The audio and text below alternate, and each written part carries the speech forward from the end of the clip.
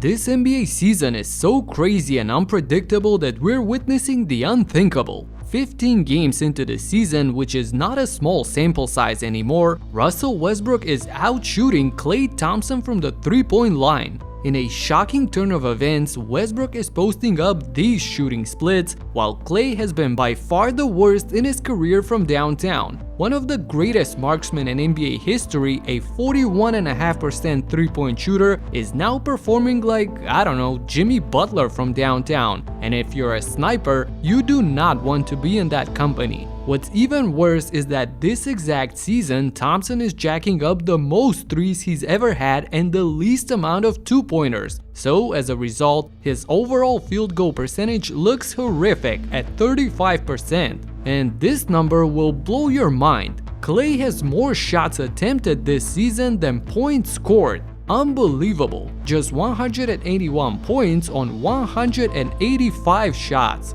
As for Russ, it's almost as if he's been reborn since he accepted coming off the bench. Just look at this night and day difference in the numbers. Even though the Lakers are still not winning games, I'm happy for Westbrook for his newfound success. This comparison was insane, but sit back, I've got a bunch more crazy stats for you. What up everybody, my name is Stefan and this is Heat Check.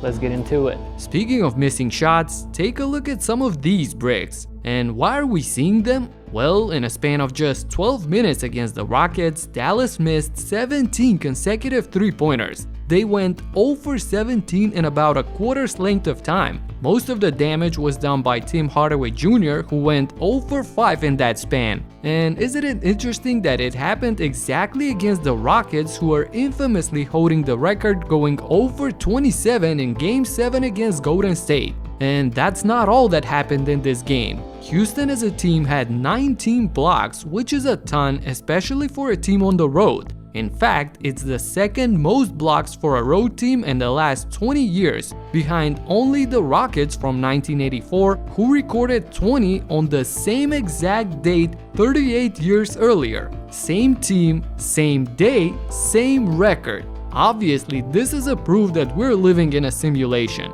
Anyway, moving on, but first, I gotta tell you that I found the LeBron James of wallets, one that can do it all, thin and light that can hold everything I need. Thanks to today's sponsor, Ridge Wallet. I love the slick design and the minimalistic feel compared to my previous bulky mess. In this compact of a size, you can have up to 12 cards and cash, basically everything you need. With 50,000 5-star reviews, these wallets are definitely being voted into the All-Star game. I often switch it up depending on the day, but there's over 30 different styles on their website, so check it out and use code HEATCHECK to save up to 40%. Thanks Ridge Wallet for sponsoring this video. Back to the video. This right here is Jericho Sims on the fast break going for the alley-oop, and if we stop it right here, you see that his head is at the rim. A reminiscent of the legendary Gerald Green dunk from a decade ago, we can be sure that this is not a camera angle trick, and Sims is in fact at the rim because he's been doing this for a while. This is him during practice, and look at how high he goes. We gotta see it twice, and this time focus on Obi Toppin, who's a dunk champion himself, and he couldn't believe what he saw.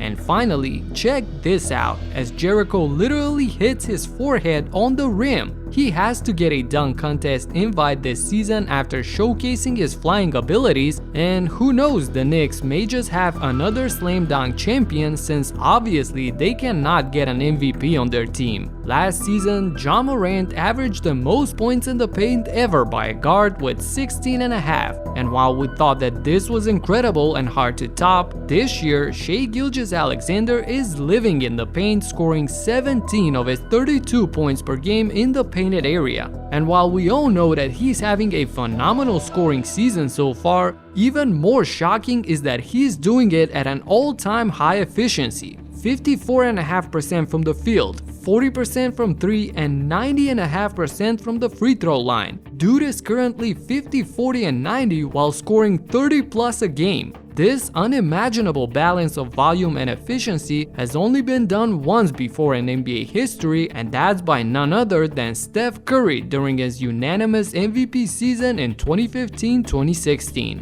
Obviously, there's a long way to go to sustain this pace for SGA, but nonetheless, he's been absolutely electrifying so far. And here's some numbers on two California teams. Golden State is 0-8 on the road this season. Last year, they didn't have 8 losses until January, almost 2 months later. The struggle is real for the Warriors. And meanwhile, Sacramento beat San Antonio last night for their 5th straight victory. The Kings haven't had a 6-game winning streak since January of 2005, that's 17 years, while every other team has had at least one such streak. So, next game against Detroit, they have a chance to do the unthinkable, so stay tuned. Let me know in the comments which one was the most interesting to you. That's it for now, subscribe and talk to you in the next one. Peace out.